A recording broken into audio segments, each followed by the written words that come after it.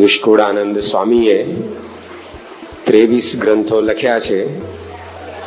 એમાંનો એક ગ્રંથ એટલે સાર સિદ્ધિ.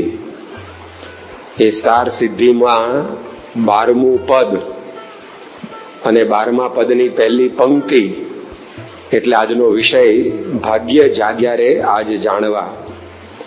નિષ્કુળાનંદ સ્વામીના આ કીર્તનમાં કડીએ કડીએ, પંક્તિએ પંક્તિએ નિષ્કુળાનંદ સ્વામીને જે પ્રાપ્તિ થઈ છે એ પ્રાપ્તિનો ઓળકાર, પ્રાપ્તિ થઈ છે એમાં જે પ્રતીતિ આવી ગઈ છે પ્રતીતિનો રણકાર, અને પ્રતીતિને કારણે એમને જે કેફ છે એ કેફની કેફિયત એ આપણને જોવા મળે છે.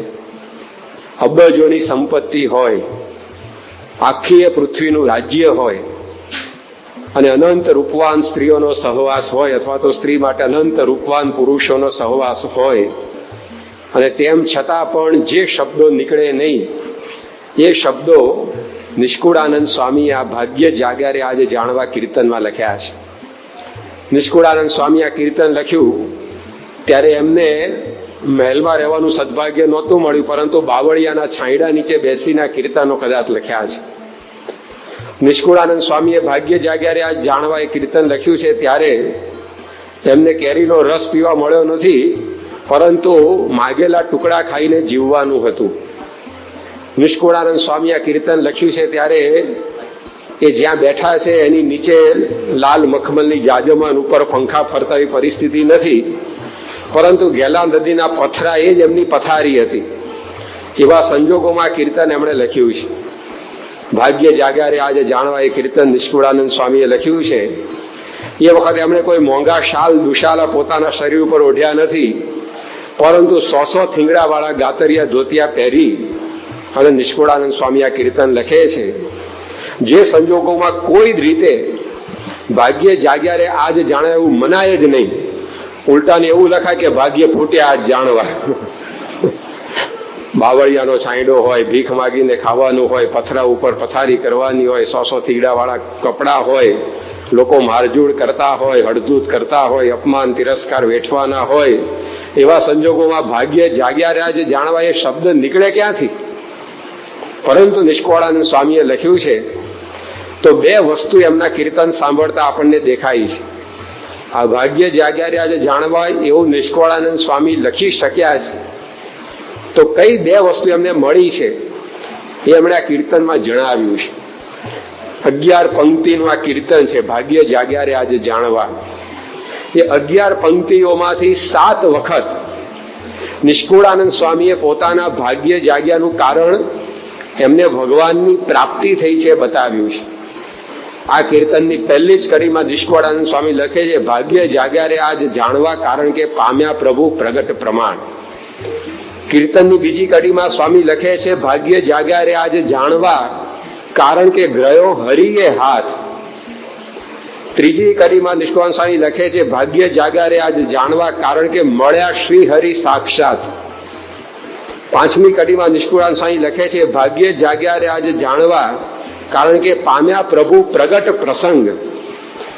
6ઠી કડીમાં નિષ્કુળાનંદ સ્વામી લખે છે ભાગ્ય જાગ્યા રે આજ જાણવા કારણ કે ભૂધર મળતા ભલું થયું. 10મી કડીમાં નિષ્કુળાનંદ સ્વામી લખે છે ભાગ્ય જાગ્યા રે આજ જાણવા કારણ કે મળ્યા હરિ મુખોમુખ. અને છેલ્લી 11મી કડીમાં નિષ્કુળાનંદ સ્વામી લખે છે ભાગ્ય જાગ્યા રે આજ જાણવા કારણ કે મળ્યા મહારાજ. તો આ રીતે 11 પંક્તિના કીર્તનમાં 7 વખત નિષ્કુળાનંદ સ્વામીએ લખ્યું છે કે મને સાક્ષાત ભગવાન મળ્યા છે માટે મારા ભાગ્ય જાગ્યા છે. 11 પંક્તિમાં નિષ્કુળાનંદ સ્વામીએ 5 વખત પોતાને કલ્યાણ પ્રાપ્ત થઈ ચૂક્યું છે માટે પોતાના ભાગ્ય જાગી ગયા એ વાત દોહરાવી છે.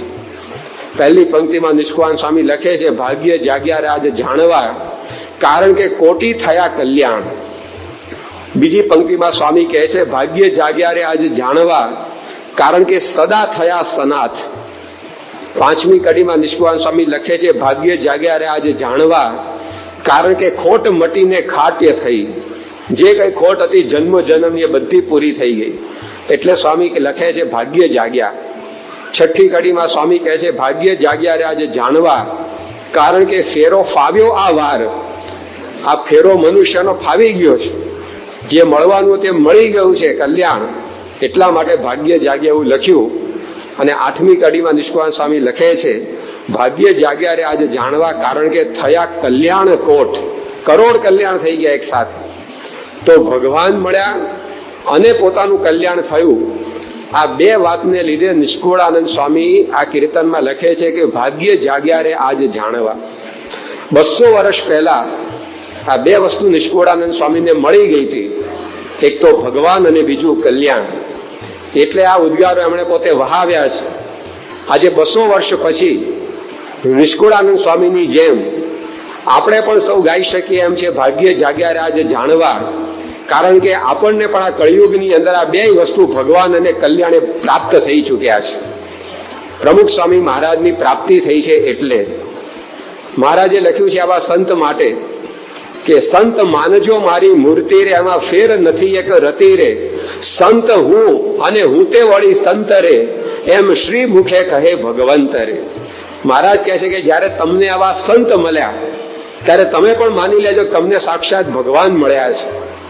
સારંગપુરનું 10મું વચનામૃત શ્રીજી મહારાજે કહ્યું કે જયારે એવા સંતનું દર્શન થયું ત્યારે એમ સમજવું કે મને સાક્ષાત્કાર ભગવાનનું દર્શન થયું છે. ભગવાન મળ્યા, જયારે આવા સંત મળ્યા ત્યારે માની લેવું, એ મહારાજે આપણને સમજાવ્યું છે. તો આપણે પણ પ્રમુખ સ્વામી જેવા સંત દ્વારા ભગવાન અને કલ્યાણ બંનેને પ્રાપ્ત કરી ચૂક્યા છે. પામ્યા રે ભવજળ પાર, શ્રી હરિ સંત મળી. તો આપણે પણ નિષ્કુળાનંદ સ્વામીની જેમ ખરેખર ભાગ્ય જાગ્યા રે આજે જાણવા એ ગાઈ શકીએ એવું થયું છે. દુનિયાની અંદર બીજા ગુણવાન તો ઘણા હશે, પરંતુ આવા ભગવાન જેના રોમે રોમની અંદર પ્રગટ હોય, ભગવાનનો જેને અખંડ સાક્ષાત્કાર હોય, જેનાથી ભગવાન એક ક્ષણ માત્ર અને એક અણુ માત્ર પણ છેટે રહેતા ન હોય, એવા સંત આપણને મળ્યા, એ જ આપણા માટે મોટા ભાગ્ય છે. નિષ્કુળાનંદ સ્વામી એમના કીર્તનમાં લખ્યું છે કે બીજા ગુણવાન તો ઘણા મળશે, પરંતુ નહીં મળે હરિના મળે. નિષ્કુળાનંદ એવા સંત સંબંધે અનંતના પાપ બળે. આ દુનિયાની અંદર ઘણા બધા ગુણવાન માણસો હશે, નહીં હોય એવું નહીં. ભલે આ દુનિયાની અંદર અત્યારે સ્વાર્થની બોલબાલા હોય, તેમ છતાં પણ પરોપકાર વૃત્તિ ધરાવનારા માણસો કંઈ મરી પરિવાર્યા નહીં હોય. ઘણા લોકો હશે પરોપકારી. આ દુનિયાની અંદર અત્યારે ચારે બાજુ અસત્યનો હાહાકાર સંભળાતો હશે, તેમ છતાં પણ સત્યનિષ્ઠાથી જીવન જીવનારા કંઈ ઓછા નહીં હોય. ઘણા બધા હશે. અત્યારે ભલે ચારે બાજુ ભોગ વિલાસનું સામ્રાજ્ય વિસ્તરતું દેખાતું હોય, તેમ છતાં પણ ત્યાગ વૃત્તિ, સાદગી, આવા સદગુણો વાળા ઘણા માણસો હશે. કોઈ બચ્યું નહીં હોય એવું નથી. તો આવા જુદા જુદા ગુણો ધરાવનારા તો ઘણા છે દુનિયાની અંદર.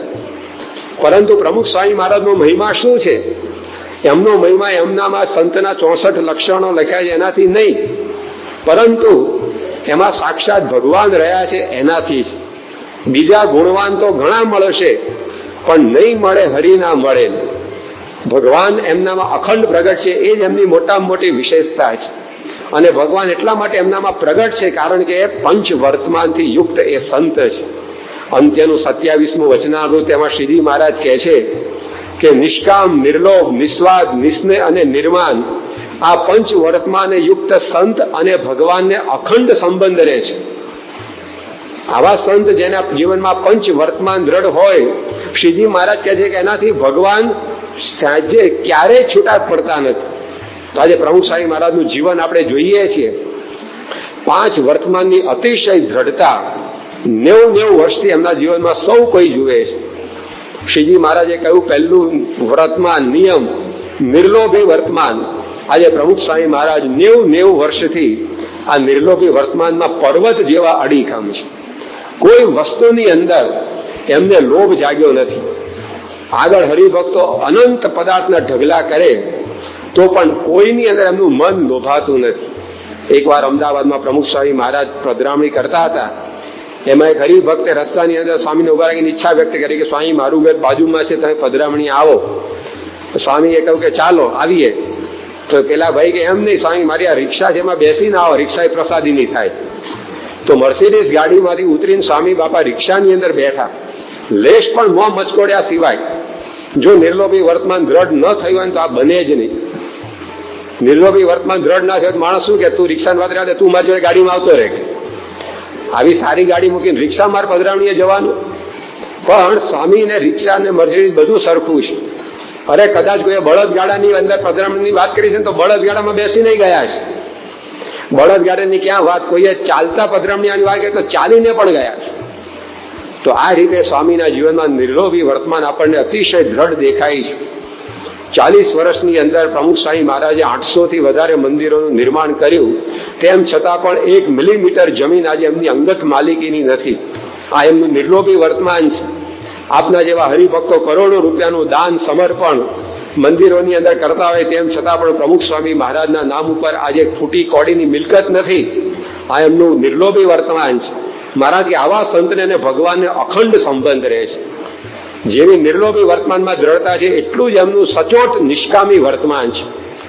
આજે 90 વર્ષની અંદર એક વ્યક્તિ પ્રમુખ સ્વામી મહારાજની શ્રી સાધુ મર્યાદામાં ખામી ચીંધી શક્યો નથી. આજે આટલા બધા વર્ષો વીત્યા છતાં પણ કોઈ એવું કહી શકે એમ નથી કે સ્વામી આટલા સાધુતાના નિયમની અંદર જરા કાચપ વાળા છે. તો કેવું ભવ્ય જીવન છે એમનું. 1988માં અમેરિકામાં સ્વામીશ્રી હતા અને એ વખતે ત્યાં એક પત્રકારે સ્વામીને પૂછ્યું કે આપને કદી એ સ્ત્રીનો અનુભવ થયો છે? સ્વામીએ કહ્યું કે ત્રિકાળમાં પણ નહીં. ત્રિકાળનું તો માણસ કેવી રીતે કહી શકે? ભૂતકાળનું ખબર હોય, વર્તમાનનું ખબર હોય, ભવિષ્યમાં શું થવાનું ક્યાં આપણને ખબર છે? પણ સ્વામીએ દ્રઢતાથી કહ્યું કે અમને ભૂતકાળની અંદર સ્ત્રીનો અનુભવ નથી, અત્યારે નથી, ભવિષ્યમાં નહીં થાય. આટલી ગેરંટી સાથે સ્વામીએ વાત કરી તો એમનું નિષ્કામી વર્તમાન છે. ચિદાનંદ સ્વામી ભારતના એક બહુ મોટા સંત થઈ ગયા. દિવ્ય જીવન સંઘ, ડિવાઇન લાઈફ સોસાયટી નામની સંસ્થાના એક અધ્યક્ષ હતા. ઘણા બધા એમના પોતાના શિષ્યો. પણ એમણે પ્રમુખ સ્વામી મહારાજના દર્શન કરીને કહેલું કે ઓલ હેવ હર્ડ ભગવાન શ્રી રામચંદ્ર એઝ અ મર્યાદા પુરુષોત્તમ. ઇન રિવર પ્રમુખ Swami Maharaj we have a મર્યાદા પુરુષ ઓફ અવર ટાઈમ્સ.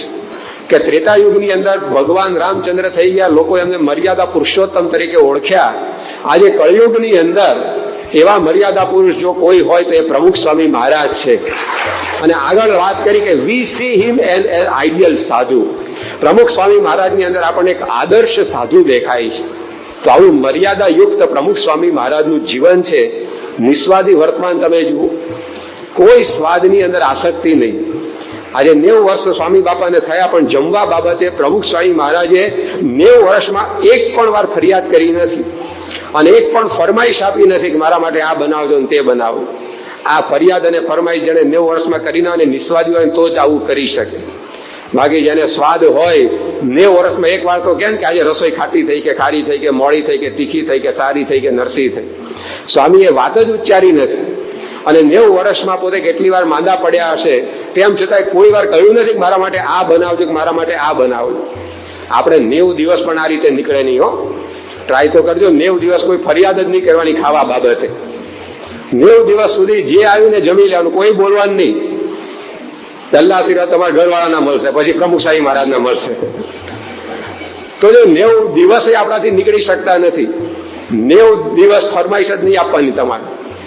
આ બનાવજો ને તે બનાવજો. ઘણી વાર તો કેટલાના દાંત બધા પડી ગયા તોય ફરમાઈશ ચાલતા કે પોસું પોસું કરજો. કેમ તમારે ક્યાં ચગડવાનું છે? સીધું ગળા હેઠે ઉતારવાનું છે ને. પણ તોય રહી નથી શકાતું કે આ બનાવજો ને તે બનાવજો એવું કયા વગર. તો પ્રમુખ સ્વામી મહારાજે આજે 90 વર્ષની અંદર ફરિયાદ અને ફરમાઈશ વગર પોતાનું પ્રત્યેક ભોજન પૂર્ણ કર્યું છે. આપણને એની પરથી ખબર પડે કે નિસ્વાદી છે. એના દુનિયાના કોઈ વાનગીની અંદર સ્વાદ નથી. એવા પ્રમુખ સ્વામી મહારાજ નિર્માની છે, કોઈ માન નહીં. અને આટલું બધું કર્યા પછી માન નથી રાખતા, એમની વિશેષતા છે. સેન્ટ બર્નાર્ડ કરીને એક બહુ મોટા સંત થઈ ગયા, એમણે લખ્યું છે it is no great thing to be humble when you are brought to low. જ્યારે તમારી પાસે કાંઈ જ ના હોય, કોઈ તમને પૂછતું ના હોય અને એ વખતે તમે નિર્માની રહો, એમાં કાંઈ ધાડ મારી ના કહેવાય. પરંતુ to be humble when you are praised is a great and rare attainment. પણ જ્યારે લોકો તમારી ઉપર પ્રશંસાની વર્ષા કરતા હોય અને એવા સંજોગોમાં તમે નિર્માની રહો, એ બહુ મોટી મહાન સિદ્ધિ છે. તો એ સંજોગોમાં પ્રમુખ સ્વામી મહારાજ નિર્માની રહે છે. આટલું બધું કાર્ય કરવા છતાં, આટલા બધા સન્માનોની વચ્ચે ગિનિસ બુક ઓફ વર્લ્ડ રેકોર્ડ્સે 4 વખત પ્રમુખ સ્વામી મહારાજને પોતાના બુકની અંદર સ્થાન આપ્યું છે. તેમ છતાં પણ પ્રમુખ સ્વામી મહારાજ નિર્માની રહી શકે છે. આપણે તો વલસાડ ટાઈમ્સમાં આપણો ફોટો આવી ગયો, નવસારી ટાઈમ્સમાં તોય ઝાલ્યા ન રહીએ ગઈ. પણ આ પ્રમુખ સ્વામી મહારાજની સિદ્ધિ છે. પ્રમુખ સ્વામી મહારાજ હમણાં બોડેલી ને ગોધરાની અંદર શિખરબદ્ધ મંદિરોની પ્રતિષ્ઠા કરી, તો એની સાથે આપણે ગણતરી કરીએ તો 40 વર્ષની અંદર 26 શિખરબદ્ધ મંદિરો પ્રમુખ સ્વામી મહારાજે નિર્માણ કર્યા કહી શકાય. 1971 થી 2011ની સાલ સુધીમાં પ્રમુખ સ્વામી મહારાજે જે શિખરબદ્ધ મંદિરો બાંધ્યા એની સંખ્યા 26 થઈ. 40 વર્ષમાં 26 શિખરબદ્ધ મંદિરો, બોચાસણ, ગઢડા, સારંગપુર જેવા મોટા ભવ્ય હરિમંદિરો નહીં, કુટીર મંદિરો નહીં, તો 40 વર્ષમાં 26 મંદિર એટલે 1.5 વર્ષની અંદર એક શિખરબદ્ધ મંદિર એ પ્રમુખ સ્વામી મહારાજ તૈયાર કરતા આવ્યા છે. આજે શક્ય છે આ બીજા કોઈથી થાય એવું? અરે 1.5 વર્ષે મકાનનું એક ધાબુ તૈયાર થતું નથી. તો 1.5 વર્ષે ઘણી વાર એક નળ ટપકતો ઘરમાં એ રિપેર થતો નથી કેટલાકથી. તો પ્રમુખ સ્વામી મહારાજે 40 વર્ષ સુધી દર 1.5 વર્ષે એક શિખરબદ્ધ મંદિર તૈયાર કર્યું છે. તેમ છતાંય એમને માન નથી આવતું, એ એમની વિશેષતા છે. પ્રમુખ સ્વામી મહારાજે હમણાં દીક્ષા આપી યુવકોને સારંગપુરની અંદર. એ સાથે આ સંસ્થાની અંદર 862 સંતો અત્યારે વિદ્યમાન છે. એમાંથી 59 સંતો યોગીજી મહારાજના હાથે દીક્ષા લીધેલા છે. એક સંતે પ્રમુખ સ્વામી મહારાજ શાસ્ત્રીજી મહારાજના હાથે દીક્ષા લીધી છે, પ્રમુખ સ્વામી મહારાજ પોતે. અને બાકીના 802 સંતો એ પ્રમુખ સ્વામી મહારાજના હાથે દીક્ષિત છે. 40 વર્ષમાં પ્રમુખ સ્વામી મહારાજે 802 સંતો કર્યા. એનો અર્થ કે દર 1 મહિને 2 સંતોને એમણે દીક્ષા આપી છે. આ થાય એવું છે બીજાથી? અરે વર્ષે 2 સત્સંગીય થઈ કહેવા નથી. બોલો આપણા વર્ષે 2 હરિભક્તને ખાલી કંઠી પહેરાવાની, એ કેટલું અઘરું છે. તો પ્રમુખ સ્વામી મહારાજ મહિને 2 સંતો બનાવે છે. 40 વર્ષમાં 800 સંતો કર્યા. તો આટલું કર્યા પછી સ્વામી નિર્માની રહે છે. એ એમની મોટામાં મોટી વિશેષતા છે. કેટલા હાર પહેરાવે છે લોકો, કેટલું ભવ્ય સન્માન થાય છે, તોય સ્વામીના મુખારવિંદ ઉપર કોઈ અહમની રેખા નથી આવતી. શ્રીજી મહારાજ કે આવા સંતને અને ભગવાનને અખંડ સંબંધ રહે છે. એકવાર અમેરિકામાં પ્રમુખ સ્વામી મહારાજ હતા અને એક હરિભક્તે સ્વામીને પૂછ્યું કે આપની હાજરીમાં આપના સૌ કોઈ ગુણગાન ગાય ત્યારે આપ શું વિચાર કરો છો? ત્યારે સ્વામી કહે કે આપણે શું વિચાર કરવાનો, જે કંઈ મોટપ છે શ્રીજી મહારાજને લીધે છે. આપણાથી તો તરણું પણ તૂટે એમ નથી, શેકેલો પાપડ પણ ભાંગે એમ નથી. માટે અખંડ આવો વિચાર રહે છે કે જે કંઈ મોટપ છે બધી ભગવાનની છે, આપણું કાંઈ નથી. કે એમના લોકો ગુણગાન ગાય, એમને લોકો હાર પહેરાવે, એમનું લોકો પૂજન કરે, એમની લોકો આરતી ઉતારે, ત્યારે સ્વામીને એવું જ લાગે છે કે આમાં મારું કશું જ નથી. જે કંઈ મોટપ છે શ્રીજી મહારાજના લીધે છે. આપણા કોઈ વખાણ કરતું હોય ત્યારે આપણે શું વિચારીએ? આપણા કોઈ વખાણ કરતો હોય ત્યારે આપણે મોઢું નીચું રાખીને બેઠા હોઈએ છીએ. ઘણી વાર સભામાં આપણું પ્રવચન હોય ને આપણો પરિચય અપાતો હોય ત્યારે આપણે આમ નીચે મોઢું રાખીને બેઠા હોઈએ. લોકોને એમ લાગે કે આ ભાઈ બહુ નિર્માની છે, પણ બેઠા બેઠા ગણતા હોય કે આ બોલવાનું શું શું રહી જાય છે, આને મારો પરિચય આપવામાં શું શું આ ભૂલી જાય છે. એ ઘણી વાર આપણે ગણતરી કરતા હોય કે મારું હું એન્જિનિયર છે તો આ ભૂલી જ ગયા, મેં આ કર્યું છે તો આ ભૂલી જ ગયા, મેં આટલા કંઠી કરે તો આ ભૂલી જ ગયા ઉલ્લેખ કરવાનો. તો જો આ રીતે આપણે જયારે આપણા ગુણગાન ગાય ત્યારે આપણું શું શું રહી જાય છે એને વિચારતા હોઈએ. અને પ્રમુખ સ્વામી મહારાજ કે મને વિચાર એ આવે છે કે આમાંથી કશું જ મારું નથી, જે કંઈ મોટપ છે શ્રીજી મહારાજના લીધે છે. તો આવા સંત એ નિર્માની પ્રમુખ સ્વામી મહારાજ. અને નિસ્નેહી વર્તમાન, કોઈની અંદર સ્નેહ નહીં. આટલા ભવ્ય મહેલો જેવા મંદિરો બાંધે પણ એની અંદર રહેવાનું જ નહીં. આપણે તો 2-3 રૂમનો એકાદ બંગલો બની ગયો તેમાંથી નીકળવું અઘરું પડે. સભામાં અડધો કલાક આવવાનું હોય ને તો દર અઠવાડિયે એકવાર. પણ પ્રમુખ સ્વામી મહારાજ આવા મોટા મંદિર બાંધે તો ક્યાં રોકાય છે? એમાં કોઈ સ્નેહ જ નહીં, એમનું કોઈ એડ્રેસ જ નથી. લો 90 વર્ષની અંદર તો ગમે તેવો માણસ હશે આ દુનિયાની અંદર, છેવટે ભલે 10 બાય 10 ની એક ઓરડી હોય કે એક ઘાસનું છાપરાવાળું ઝૂંપડું હોય તો એડ્રેસ તો કહેવાય ને એનું. તમારું એડ્રેસ કહ્યું કે મારું ફલાણી શેરી, ફલાણો ગામ ને આ તાલુકો ને આ જિલ્લો, આપણું દરેકનું એડ્રેસ છે. બોલો, ભલે ઘર નાનું હશે, મોટું હશે, અંદર એસી હશે, નહીં હોય, પણ પ્રમુખ સ્વામી મહારાજને 90 વર્ષ એમનું કોઈ એડ્રેસ જ નથી. કોઈ સ્થાનની અંદર એમણે સ્નેહ બાંધ્યો નથી. તો આ એમનું નિસ્નેહી વર્તમાન છે. ઘણા દેશોમાં ફર્યા પણ કોઈ દેશ એમની ઉપર અસર ઉપજાવી શક્યો નથી, કોઈ જગ્યાએ ગોઠવ્યું નથી. એમને ભગવાન અને પોતાના ગુરુ એના સિવાય કોઈની અંદર સ્નેહ નહીં. પ્રમુખ સ્વામી મહારાજ દિલ્હીમાં હતા અને એલચી કચેરીના એક બહુ મોટા અધિકારી ત્યાં આવેલા, બધા વિઝા આપે ને અમેરિકાના લોકોને, એ ઓફિસના હેડ હતા.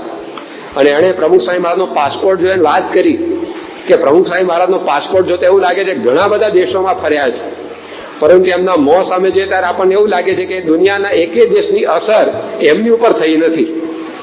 આટલા બધા દેશોમાં ફર્યા તોય કોઈ જગ્યાએ એમનું મન ચોંટ્યું નથી. કે આપણે તો એક દેશની અંદર 2-5 વર્ષ કાઢ્યા, નાખે નાખા બદલીને પાછા આવીએ. જોજો અમેરિકા ઘણા 5-10 વર્ષ રહીને આવે ને પછી પાછા આવે ત્યારે હા હા બોલવાનું ભૂલી ગયા, યા કરવા માંડે પાછા, યા કે ભાષા બદલાઈ જાય આપણી.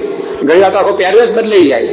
કેટલાક સાધુઓ પરદે જાય પાછા ત્યારે આખા ધર્મૂર્તિ ચેન્જ થઈ જાય. એકલા ગયા સજોડે આવે ઘણા તો પાછા, ધોતી પહેરી ગયા પાટલું પહેરીને આવે, ચશ્મા ફ્રેમો બદલાઈ જાય, જોડા બદલાઈ જાય. હવે પ્રમુખ સ્વામી મહારાજ 25 વાર પરદેશ જઈ આવે ત્યારે ફેરફાર લાગે છે એમનામાં, એવા ને એવા લે. તો કોઈની અંદર એમને સ્નેહ જ થતો નથી. આ દુનિયાની ગમે તેવી સારામાં સારી વસ્તુ હોય, ગમે તેવી સારામાં સારી વ્યક્તિ હોય, ગમે તેવું સારામાં સારું સ્થાન હોય, પણ એકેની અંદર એમનું મન ચોંટતું નથી. તો મહારાજ કહે છે કે આવા નિર્લોભી, આવા નિષ્કામી, આવા નિસ્નેહી, આવા નિસ્વાદી અને આવા નિર્માની સંત અને ભગવાનને અખંડ સંબંધ છે તેવા સંત આપણને મળ્યા છે. એના દ્વારા સાક્ષાત ભગવાન આપણને મળ્યા છે. એટલા માટે આપણા ભાગ્ય જાગ્યા છે. બીજા ગુણવાન તો ઘણા મળશે પણ નહીં મળે, હરિ ના મળે. આવા સંત ક્યાંથી લાવીશું કે જેની અંદર ભગવાન અખંડ રહ્યા હોય? દયાવાન સંતો ઘણા હશે, પરોપકારી સંતો ઘણા હશે, સત્ય બોલનારા સંતો ઘણા હશે, ત્યાગી જીવન જીવનારા સંતો ઘણા હશે. એ તો બધું પ્રમુખ સ્વામી મહારાજમાં છે જ. પણ જે ક્યાંય નથી એ ભગવાન પોતે ધારણ કરીને ફરે છે, એ એમની મોટા મોટી વિશેષતા છે. એટલા માટે આપણા ભાગ્ય જાગી ગયા છે. શ્રીજી મહારાજે પ્રથમના 37મા વચનામૃતની અંદર વાત કરી. મહારાજ કે નારદજી જેવો ગુણવાન હોય પણ એના જીવનમાં જો ભગવાનની ભક્તિ ન હોય તો એમને ન ગમે. શ્રીજી મહારાજ શું કહે છે કે નારદજી જેવો ગુણવાન હોય. આ લોકની અંદર નારદજી જેવો ગુણવાન દીવો લઈને શોધવા જઈએ તો મળે એવો નથી. 2-5 ગુણો હોય કોઈની અંદર, પણ નારદજી તો ભગવાનનું મન કહેવાતા, સકલ ગુણે પૂર્ણ હતા. પણ મહારાજ કે આટલા બધા ગુણો હોય પણ ભગવાનની ભક્તિ ના હોય તો મને એની સાથે ના ગમે. તો આજે પ્રમુખ સ્વામી મહારાજની અંદર અનંત ગુણો તો છે જ, પણ સાથે રોમે રોમની અંદર ભગવાન સ્વામિનારાયણ વિશેની એવી પરાભક્તિ છે. એટલે ભગવાનને અતિશય પ્રિય આવા સંત છે. આપણે તો કહીએ બરાબર છે, પણ જે કોઈ એમના સંપર્કની અંદર આવે બધાને એમ લાગે છે કે આવા સંતની અંદર ભગવાન અખંડ પ્રગટ છે. મધ્વ સંપ્રદાયના વડા વિભુદેશ તીર્થજી મહારાજ, એમણે પ્રમુખ સ્વામી મહારાજ વિશે એવું લખ્યું છે કે ટોપ ઓન ગોડ્સ લિસ્ટ, કે ભગવાનને જો કહેવામાં આવે કે આ પૃથ્વી ઉપર 6.5 અબજ માણસો રહે છે, એ 6.5 અબજ વ્યક્તિઓમાંથી તમને ગમતી વ્યક્તિઓનું લિસ્ટ બનાવો, અને ભગવાન કદાચ પોતાને મનગમતી વ્યક્તિઓનું લિસ્ટ બનાવે તો એમાં પહેલું નામ પ્રમુખ સ્વામી મહારાજનું હોય, એવું એ વિભુદેશ તીર્થજી મહારાજે લખ્યું છે કે ટોપ ઓન ગોડ્સ લિસ્ટ, ભગવાનના લિસ્ટની અંદર પહેલો નંબર એ પ્રમુખ સ્વામી મહારાજનો છે. તો આવો અનુભવ જે કોઈ સ્વામીના સંપર્કમાં આવે સૌને થાય છે.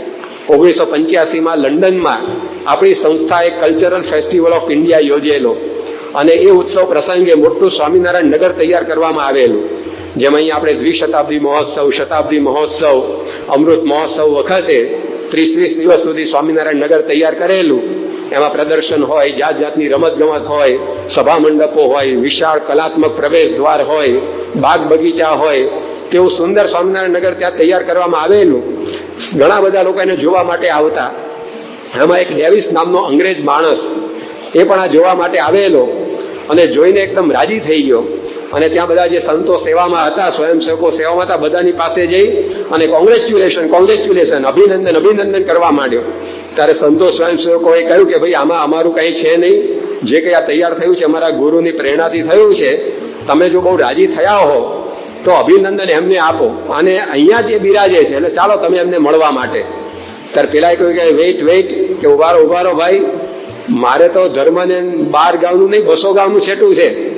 હું ક્રિશ્ચિયન છું તો કોઈ દાડો અમારા ચર્ચમાં ગયો નથી, સમ ખાવા પૂરતું એક વાર અમારા પાદરીઓ જોડે બેઠો નથી. એટલે તમે તમારા ગુરુ પાસે લઈ જવાની મને વાત ના કરો કે મને ધર્મમાં શ્રદ્ધા જ નથી, ભગવાનમાં શ્રદ્ધા જ નથી. પણ સંતો ઘણી વાર ચોંટે ને તો ફેવિકોલ ને એરેલ્ડાઇટ લઈને ચોંટે હો. એટલે એમણે કહ્યું કે ના, તમે આવ્યા છો તો આવો ને, કે હવે દર્શન કરતા જાઓ ને, તમે તમારા મિત્રને મળવા જાઓ છો એમ માનીને આવો. ધર્મગુરુને મળવા જાઓ છો એમ નહીં, તમારા કોઈ ફ્રેન્ડને મળવા જાઓ કે ના જાઓ, કે જવું બસ કે પ્રમુખ સાહેબ તમારા મિત્ર છે એમ માનીને આવો કે. પણ લઈ ગયા એને સ્વામી પાસે, અને સ્વામી પાસે એમને ત્યાં બેસાડ્યા. હવે આ ડેવિસ અંગ્રેજી બોલે, સ્વામીને ખ્યાલ ન આવે, સ્વામી ગુજરાતી બોલે, પેલો સમજે નહીં. હવે દુભાષિયા સાથે બધી થોડી ઘણી વાતો થઈ. એમાં સ્વામીએ ખાલી એનો પરિચય, શું કરે ને એવું બધું જ પૂછ્યું હતું, કે ક્યાં રહો છો, શું નામ, શું છે પરિવારમાં, કામકાજ શું કરો છો, અને આવી બધી વાતો થઈ. 5 મિનિટ પછી જયારે પેલા ભાઈ બહાર નીકળ્યા ત્યારે એને સંતોનો હાથ પકડીને કહ્યું કે પ્રમુખ સ્વામી મહારાજને મળવા જતા પહેલા હું સંપૂર્ણ નાસ્તિક હતો, ભેળસેળ વગરનો એકદમ શુદ્ધ નાસ્તિક. પણ પ્રમુખ સ્વામી મહારાજને મળ્યા પછી એવું લાગે છે કે ભગવાનને જો આ પૃથ્વી ઉપર આવીને રહેવું હોય તો એમને રહેવા માટે પ્રમુખ સ્વામી જેવું પવિત્ર પાત્ર બીજું એકેય નહીં મળે. કે 5 મિનિટની અંદર આ અનુભવ કે નહીં, આ સંતની અંદર ભગવાન પ્રગટ જ છે. અહીંયા સાંકરીની જ વાત છે. પ્રમુખ સ્વામી મહારાજ તારીખ 21/4/1992 દિવસે સાંકરીમાં બિરાજમાન હતા. અને એ વખતે સ્વામીના દર્શન કરવા માટે મહુવા સુગરના મેનેજિંગ ડિરેક્ટર નાગરાજ સાહેબ આવેલા. આત્મ સ્વરૂપ સ્વામી એમને લઈ આવેલા. હવે સભા ચાલતી હતી ને એ વખતે તેઓ આ સંતો સાથે આવ્યા. એટલે પહેલા સભામાં બેસાડ્યા, પણ સભાની અંદર આત્મ સ્વરૂપ સ્વામીએ જોયું તો આ નાગરાજ સાહેબ પોણો કલાક સુધી આંખો મીચીને બેસી જ રહ્યા. એટલે આત્મ સ્વરૂપ સ્વામી થયું કે આ માણસને ગુજરાતી સમજણમાં આવતું નથી, અને આ સભાની અંદર તો બધું ગુજરાતીમાં જ કામકાજ ચાલે છે, એટલે કદાચ કંટાળીને આંખો મીચીને બેસી ગયા છે બિચારા. પણ સભા પૂરી થયા પછી એ નાગરાજ સાહેબે વાત કરી. એમણે કહ્યું કે કાંચીના વૃદ્ધ શંકરાચાર્યનો મેં બહુ સમાગમ કર્યો છે, અને એ કાંચીના વૃદ્ધ શંકરાચાર્યની પ્રતિભા એવી હતી કે એમના દર્શન કરતા જ આપણને એવું થાય કે ભગવાન આ પૃથ્વી ઉપર હોવા જોઈએ. આજે વર્ષો થઈ ગયા એ શંકરાચાર્યને મળે, ત્યાર પછી વર્ષો સુધી મેં એક પણ એવા સાધુ જોયા નથી કે જેના દર્શનથી આપણને અનુભવ થાય કે આ ભગવાન પૃથ્વી ઉપર હોવા જોઈએ. પણ આજે વર્ષો બાદ પ્રમુખ સ્વામી મહારાજને મેં જોયા અને મને લાગ્યું કે નહીં, ભગવાન આ પૃથ્વી ઉપર આ સંત દ્વારા હોવા જ જોઈએ. અને 45 મિનિટ સુધી હું આંખો મીચીને આ જ વિચાર કરતો હતો કે આવા સંત દ્વારા આજે ભગવાન પૃથ્વી ઉપર પ્રગટ છે. તો કોઈ પહેલી જ મુલાકાત હોય તો પણ આ અનુભવ સ્વામી પાસે કરે છે કે આવા સંત દ્વારા ભગવાન પૃથ્વી ઉપર વિચરે છે. એ પછી ડેવિસ જેવો નાસ્તિક હોય કે ચિદાનંદ સ્વામી જેવા ધર્મગુરુ હોય કે આ નાગરાજ સાહેબ જેવા કોઈ પરભાષી હોય, પરધર્મી હોય, પણ જેમ ગોળ છે જે કોઈ પણ વ્યક્તિ ખાઈને ગળ્યો જ લાગે. ગુલાબની પાસે જે કોઈ ઉભો રહે અને એની સુગંધ આવે જ, એમ પ્રમુખ સ્વામી મહારાજના જીવનની અંદર આ પ્રકારની એક પ્રતિભા છે કે ભગવાન એમના દ્વારા આજે પ્રગટ છે. એ આપણને મળ્યા એટલા માટે આપણા ભાગ્ય જાગી ગયા છે. અને આવા મહાન હોવા છતાં પણ વિશેષતા તો એ છે કે નાનામાં નાના હરિભક્તના હમદર્દ બનીને પોતે રહ્યા છે, આપણા આત્મીય કુટુંબી બનીને રહ્યા છે. આવું મહાન ઐશ્વર્ય, આવું મહાન સામર્થ્ય રોમે રોમની અંદર ભગવાનને ધારણ કર્યા, અને છતાં પણ નાનામાં નાના હરિભક્તના પોતે અંગત સંબંધી હોય એવી રીતે સ્વામી આપણને સાચવ્યા છે. આપણા નાનામાં નાના પ્રશ્નમાં રસ લઈ માર્ગદર્શન આપ્યું છે, આપણને પત્રો લખ્યા છે, આશીર્વાદ આપ્યા છે, આપણી મૂંઝવણમાં ભાગ લીધો છે, આપણી મુશ્કેલીઓ દૂર કરી છે. પ્રમુખ સ્વામી મહારાજ ઉપર એકવાર સાબરકાંઠાના આદિવાસી ગામ હિંગટિયાના એક આદિવાસી ભક્ત રેશમા પારગીનો પત્ર આવ્યો. એ વખતે સ્વામી અમેરિકામાં હતા, અને આ રેશમા પારગી આદિવાસી ભક્ત એના ખેતરની અંદર હેન્ડપંપ બગડી ગયો હતો. તેણે સ્વામીને પત્ર લખ્યો, મારો હેન્ડપંપ બગડી ગયો છે, તેને રિપેરિંગ કરવાની કંઈક તજવીજ કરી આપો. હવે પત્ર અમદાવાદ આવ્યો છે, અને અમદાવાદથી સ્વામી સુધી અમેરિકા પહોંચ્યો. તો અમેરિકા આ પત્ર સ્વામીએ વાંચ્યો, અને એ વિસ્તારની અંદર શ્રીરંગ સ્વામી વિચરણ કરતા તેમને ફોન જોડ્યો. સ્વામી કે આ રેશમા પારગી નામના હરિભક્તનો પત્ર આવ્યો છે, એનો હેન્ડપંપ બગડી ગયો છે ખેતરમાં, તેના રિપેરિંગની એની પાસે વ્યવસ્થા નથી, તે રિપેર થઈ એવું કરજો. હવે અમેરિકાની અંદર રહી અને સાબરકાંઠાનો આદિવાસી હરિભક્ત, અને એની આવી એક આ સામાન્ય મુશ્કેલી, હેન્ડપંપ બગડી ગયો છે, એની પણ ચિંતા પ્રમુખ સ્વામી મહારાજ કરે ને અમેરિકામાં રહીને અહીંયા સાબરકાંઠામાં હેન્ડપંપ ચાલુ કરાવી આપે એવા ગુરુ ક્યાં મળે આપણને દુનિયાની અંદર? તો આ સંત આપણને મળ્યા છે. કેવી ભાવના છે એમને આપણા માટે, તમે જુઓ તો ખરા. પ્રમુખ સ્વામી મહારાજ એકવાર સારંગપુરની બાજુમાં રોહિશાળા ગામ છે ત્યાં બિરાજમાન હતા. પતરાનું મકાન હતું, અને ઉનાળાનો સમય હતો, ધોમ ધકતો તાપ, એને લીધે પતરા ચારે બાજુથી તપી ગયા હતા. અંદર સખત ગરમી થતી હતી, પરસેવાના રેલા સ્વામીના શરીર ઉપરથી નીતરતા હતા. એવા સંજોગોમાં સ્વામી એક ધારું પત્ર લેખન કરતા હતા. એમની સામે લંડનથી આવેલો એક યુવક સુભાષ બેઠેલો. 1 મહિના પહેલા એને પ્રમુખ સ્વામી મહારાજને લંડનની અંદર એલેક્ઝાન્ડ્રા પેલેસ, બહુ મોટો સુંદર હોલ છે, 3-4 હજાર હરિભક્તો બેસી શકે એવો પિલ્લરલેસ હોલ, એની અંદર સ્વામીનું સન્માન થતું જોયેલું. અને એને સ્વામીને આ જોઈને કહ્યું કે સ્વામી, મહિના પહેલા તમે લંડનમાં હતા, એલેક્ઝાન્ડ્રા પેલેસની અંદર તમારું ભવ્ય સન્માન થયું, અને ક્યાં એ સન્માન ને ક્યાં એ એલેક્ઝાન્ડ્રા પેલેસ અને ક્યાં રોહિશાળા ગામ. આટલું જ્યાં પેલો યુવક બોલે ત્યાં સ્વામી શું કે? સ્વામી શું કે સુભાષ, તું આ હરિભક્તોનો ભાવ તો જો, આ હરિભક્તોના ઘર આગળ 100 એલેક્ઝાન્ડ્રા પેલેસ આટા મારે કે. તો આટલી ભાવના હરિભક્તો માટે છે. વિચાર તો કરો કેવી રીતે આપણને જોતા હશે. હમણાં 2-4 મહિના પહેલાનો જ પ્રસંગ, એક હરિભક્તે સ્વામી પર પત્ર લખ્યો, એમાં એણે પૂછ્યું કે મારે મારા ખેતરની અંદર કૂવો કઈ જગ્યાએ કરવો તમે મને બતાવી આપો. નકશો મોકલેલો પોતાના ખેતરનો. તો સ્વામીએ એ નકશા ઉપર એક જગ્યા ટપકું કર્યું અને પછી સ્વામીએ જવાબ લખાવ્યો કે આ ટપકું કર્યું છે તે જગ્યાએ ખોદકામ કરજો અને ત્યાં બોર કરજો. એટલું નહીં, પછી પ્રમુખ સ્વામી આજે ધર્મચરણ સ્વામી જે પત્ર વ્યવહારનું કાર્ય સંભાળે છે એમને કહ્યું કે આ પત્ર લઈ અને અક્ષરદેરીમાં જજો, અક્ષરદેરીમાં શ્રીજી મહારાજના ચરણારવિંદ ઉપર આ પત્ર પધરાવજો અને દેરીમાંથી 2 પ્રસાદીના ફૂલ લઈ આ પત્રમાં કવર ભેગા મૂકજો અને પછી પત્ર પોસ્ટ કરજો કે.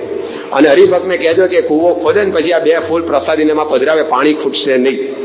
આજે 90 વર્ષે 5 લાખ પત્રો લખી લીધા પછી પણ સ્વામીની ભાવના તો જુઓ કેવી પ્રકારની છે. એક હરિભક્તનું આવું ધ્યાન રાખે છે. એ નથી આમ પેલા તપ લખતો એમ પત્ર લખી નાખતા, લાગણીથી પત્રો લખે, લાગણીથી આપણને સંભાળે છે. તો આવા ગુરુ ક્યાં મળે આપણને? પ્રમુખ સાહેબ મહારાજ અહીંયા તિથલમાં એમની જન્મ જયંતિ ઉજવાઈ, છેલ્લે સમૂહ આરતીનો કાર્યક્રમ હતો. બધા હરિભક્તો આરતી પ્રગટાવી, લગભગ 90,000 થી 1 લાખ માણસોના આરતીના દીવા પ્રગટ્યા. અને પ્રમુખ સાહેબ મહારાજ વખતે સંતોને કહ્યું મને પણ આરતી આપો કે. બધાએ કહ્યું કે સ્વામી આજે આપની જન્મ જયંતિ છે, બધા આપની આરતી ઉતારે, આપે કોની આરતી ઉતારવાની? સ્વામી કે ના, મને આરતી આપો. હવે ત્યાં તો કઈ બહુ આમ જીભાજોડી થાય નહીં, દલીલો થાય નહીં. એટલે તરત સ્વામીની આરતી આપી દેવામાં આવી. સ્વામી આખી આરતી ઉતારી, પછી આશીર્વાદ આપવાના હતા ત્યારે સ્વામી બોલ્યા. સ્વામીએ કહ્યું કે આજે મેં પણ અહીંયા આરતી કરી તો સ્વામી કહે કે આપ સૌની અંદર, હરિભક્તોને કહે છે કે આપ સૌની અંદર હું શ્રીજી મહારાજ, શાસ્ત્રીજી મહારાજ, યોગીજી મહારાજને જોઉં છું, માટે તમારી પણ મારે આરતી ઉતારવી જોઈએ. એ પણ મારી આપના વિશેની ભક્તિ છે. લો, શિષ્યોની આરતી ઉતારે એવા ગુરુ દુનિયામાં ગોતી તો લાવો.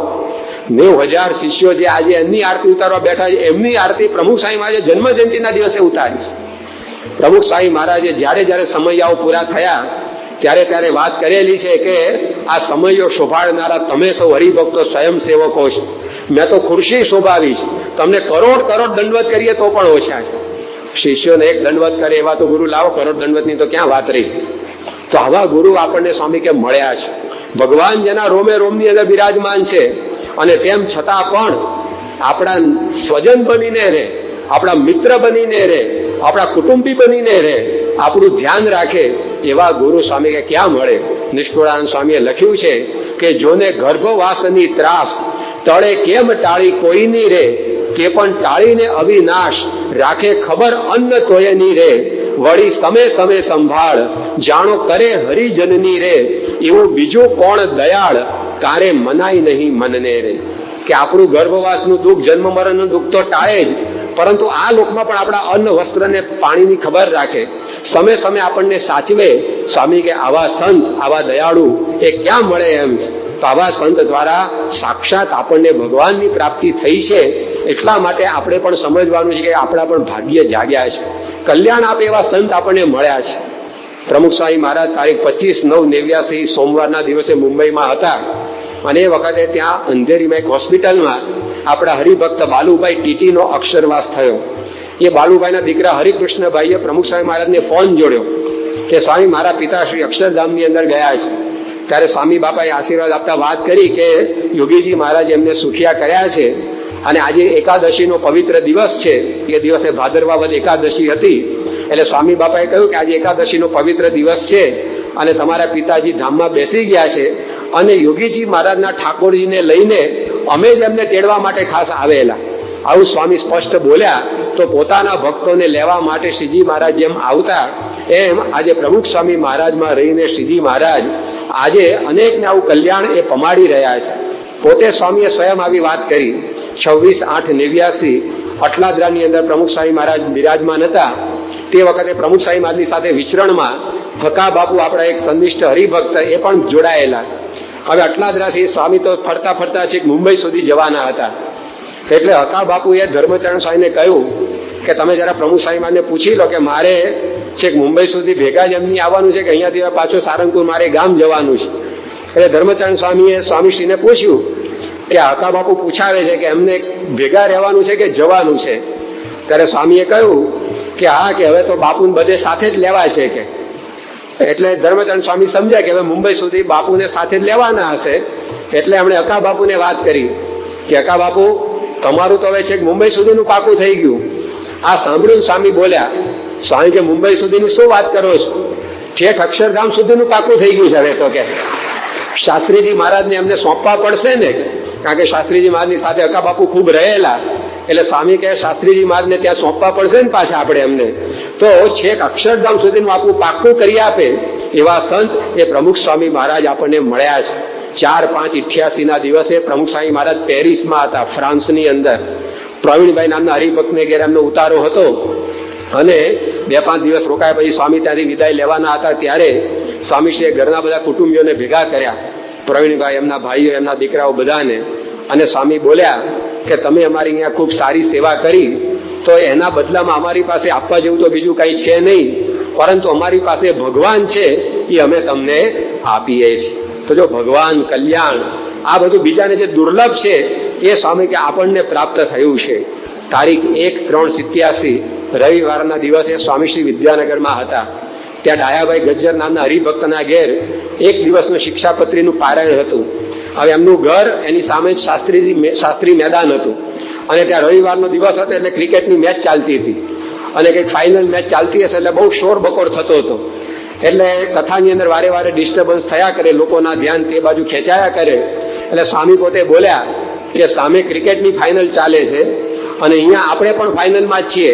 સ્વામી કે પેલાને તો કેટલાય જન્મ હજી દાવમાં જશે, પણ આપણો તો કે આ ફાઇનલ જન્મ છે, કે આપણો તો આ છેલ્લો જન્મ છે. સ્વામી કે તો આ રીતે પ્રમુખ સ્વામી મહારાજે વખતો વખત આ વાત આપણને કરી છે કે આવો આપણને યોગ થયો તો આપણો આ છેલ્લો જન્મ છે.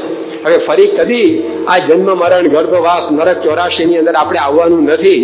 તો આવા ભગવાન અને ભગવાનના અખંડ ધારક સંત મળ્યા એ સ્વામી કે આપણા મોટા ભાગ્ય છે.